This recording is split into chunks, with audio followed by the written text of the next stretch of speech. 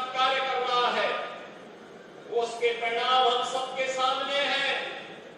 और प्रधानमंत्री मोदी जी की प्रेरणा से ये कार्यक्रम आज युवा कभी नौकरी करने के लिए शहर में जाता था, आज वे लोग सरकार के साथ मिलकर के युवा के पास जा रहे हैं कि चलिए आपके लिए हम नौकरी दे रहे हैं, आइए आप अपनी स्किल के अनुसार नौकरी प्राप्त करिए, हम आपकी क्षमता का उपयोग करते हुए आपके रोजगार और सम्मानजनक जीवन की एक उचित व्यवस्था देंगे। बहनों भाइयों, आज यहाँ पर 63 से अधिक कंपनियां रोजगार देने के लिए आई हैं।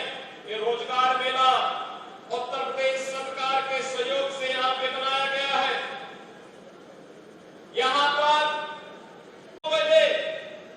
स्वयं का उद्यम लगाने के लिए लोन मेला भी यहाँ पर लगाया गया है और युवाओं के सपने को उन्हें तकनीकी दृष्टि से सक्षम बनाने के लिए, उनकी आकांक्षाओं की पूर्ति के लिए आज टैबलेट और स्मार्टफोन वितरण करने के साथ ही अलीगढ़ जो वर्षों से दशकों से आजादी के बाद से विकास के लिए तड़प रहा था, उस अलीगढ़ को आज 705 करोड़ रुपए की विकास की परियोजनाओं की सौगात भी यहां पर दी जा रही है। बहनों और भाइयों, आपने आजादी के बाद के भारत को देखा, खिसक खिसक करके चल रहा था, जाति के नाम पर बांट रहे थे, सामाजिक ताने बाने को छिन्न भिन्न कर रहे थे, विकास की योजनाओं में भी जाति, मत, मजहब, क्षेत्र और भाषा देख करके विकास की योजनाओं का लाभ दिया जाता था। अगर विकास की योजनाओं में भेदभाव नहीं होता, जिस विकास की चर्चा श्री सतीश गौतम कर रहे थे, जिस विकास की चर्चा से लोग प्रदान कर रहे थे, यह 2014 के पहले भी हो गया होगा। बहनों और भाइयों, विकास जो आज आपको दिखता है, मकान हर एक का, कोई भेदभाव हुआ? बिजली सबको, कोई भेदभाव हुआ? रोजगार सबको, कोई भेदभाव नहीं। हमने 6.5 लाख नौजवानों को प्रदेश के अंदर नौकरी दी। हमने प्रदेश के अंदर 2 करोड़ से अधिक नौजवानों को रोजगार दिया, निजी क्षेत्र में निवेश करके, और लगभग 75 लाख से अधिक नौजवानों को, उद्यमियों को स्वतः रोजगार के साथ जोड़ने का काम भी हमारी सरकार ने किया है। डबल इंजन की भारतीय जनता पार्टी की सरकार ने किया है। मकान सबको, बिजली सबको, उज्ज्वला योजना में रसोई गैस के कनेक्शन सबको, पानी सबको, सड़क का काम भी हुआ, बड़े बड़े कार्य भी हुए, लेकिन भेदभाव किसी के साथ नहीं किया। जाति के नाम पर नहीं, मत और मजहब के नाम पर नहीं, क्षेत्र और भाषा के नाम पर नहीं।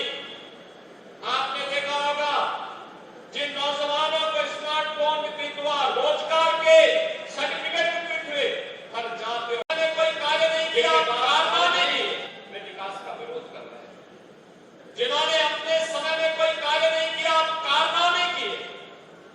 जब बेटी के साथ छेड़छाड़ होती थी, तब वे कहते थे कि लड़के हैं, गलती कर देते, यही कहते थे ना समाजवादी पार्टी के लोग। बहन और भाइयों, अब ऐसा नहीं कोई बोल सकता। बेटी की सुरक्षा हमारी प्राथमिकता। और आज आपने देखा होगा, जब यहाँ पे श्री राधा, श्री कृष्ण के रूप में 2 बच्चों का अन्नप्राशन करने का मुझे सौभाग्य प्राप्त हुआ। आपने देखा होगा, वो बेटी तो आते ही एकदम हंसने लग गई।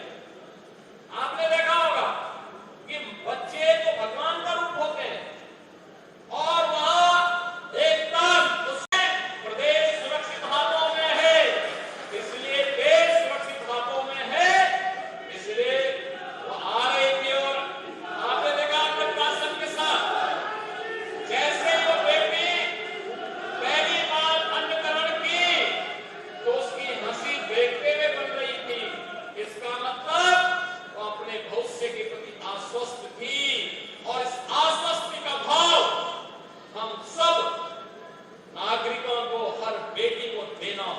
हर बेटी को देना होगा, क्योंकि तभी हमारा भविष्य भी सुरक्षित होगा। और उसी भाव के साथ अन्नप्राशन का एक कार्यक्रम यहाँ पर आज संपन्न हुआ है। बहनों और भाइयों, मैं आपको एक बात फिर से आश्वस्त करता हूं, उत्तर प्रदेश आज प्रधानमंत्री मोदी जी के मार्गदर्शन में, उनके नेतृत्व में बहुत अच्छी दिशा में आगे बढ़ चुका है। उत्तर प्रदेश की प्रगति दुनिया के लिए कौतूहल आश्चर्य का विषय बना हुआ है। लोग देख रहे हैं, जिस उत्तर प्रदेश के सामने पहचान का संकट था, आज वह देश की अग्रणी प्रदेश के रूप में उभर चुका है, आगे बढ़ चुका है वह प्रदेश। और इसीलिए मेरी आप सबसे यही मेरा अपील होगी, ये लोग होगा, उत्तर प्रदेश की इस प्रगति को, उत्तर प्रदेश के इस रफ्तार को आप थमने मत दीजिए, इसको थमने मत दीजिए। बहनों और भाइयों, इसको थमने मत दीजिए, क्योंकि ये थमेगी तो भारत की विकास की रफ्तार थमेगी। ये दंगाई फिर से आएंगे, तो तकनीकी दृष्टि से सक्षम हो सकता है। ये पहले क्यों नहीं सोचा गया? 2005 में क्यों नहीं सोचा गया? 2010 में क्यों नहीं सोचा गया? 2012 और 2015 में क्यों नहीं सोचा गया? लेकिन 2017 के बाद आज अलीगढ़ का नौजवान भी नौकरी में आता है, सरकारी नौकरी प्राप्त करता है। कोई भेदभाव नहीं होता, कोई भेदभाव नहीं होता, कोई भेदभाव कर भी नहीं सकता। हमने पहले कहा है, अगर नौजवान के साथ, उसकी योग्यता, उसकी प्रतिभा के साथ किसी ने खिलवाड़ किया तो हम उसको जेल भेजेंगे, सीधे जेल भेजेंगे, उसकी संपत्ति को जब्त कर डालेंगे जो नौजवान के भरोसे के साथ खिलवाड़ करेगा। और वो तकनीकी दृष्टि से सक्षम हो